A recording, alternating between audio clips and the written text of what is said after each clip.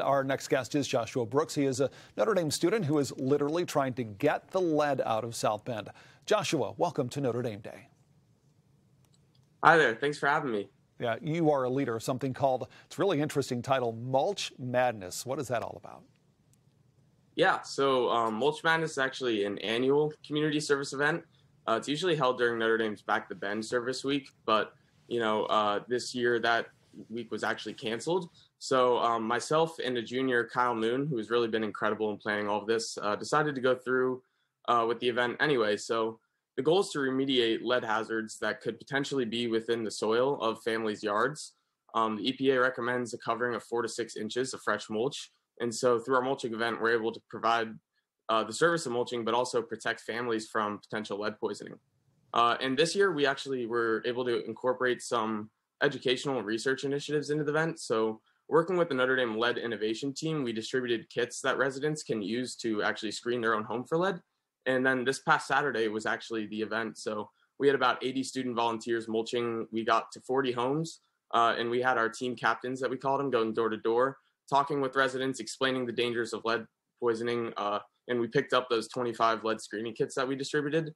And we were in Monroe Park, which is a somewhat new neighborhood that we haven't targeted for this in years past. So we were able to really, talk with these residents and get the word out about lead poisoning. It's a really fascinating concept. Talk to us about the lead problem in general and how it affects the people of South Bend. I understand your lead problem. Ours is not specifically the same as what we saw, definitely in Flint, Michigan, and in some other areas. Yeah, it's actually very different from Flint, Michigan. So luckily, South Bend doesn't have a systematic issue with the water supply. But in 2016, there was actually a Reuters report that came out outlining cities with the lead problem worse than Flint, and South Bend was in the top 10 of this. So the issue actually relates to a large stock of older homes, specifically those built before 1978. This was when the U.S. phased out lead-based paints. So any household that has a base layer of paint from before 1978 is actually at risk. This paint can chip and really turn into dust that sits around your house or on your windowsills, by your door frames, and even on the exterior paint can chip and get into the soil. And so the highest risk is actually to children under the age of 7.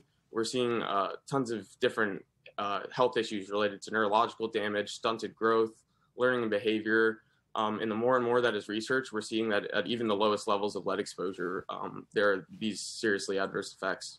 Josh, it absolutely is a problem. So during the pandemic, how did you shift your events and what challenges did that pose?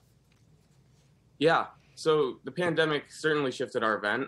Last year's Mulch Madness was actually canceled, and there was no Back the Bend week this year. So it meant the university really couldn't sponsor or promote the event. It was pretty much set up by myself and Kyle Moon, who's a junior who I had mentioned, and he's also co-led this with me. So it wasn't all me. It was a lot that he put in and a lot that, different community and university partners worked to make it possible. So it was a lot of coordination, and I'm glad that we were able to do it.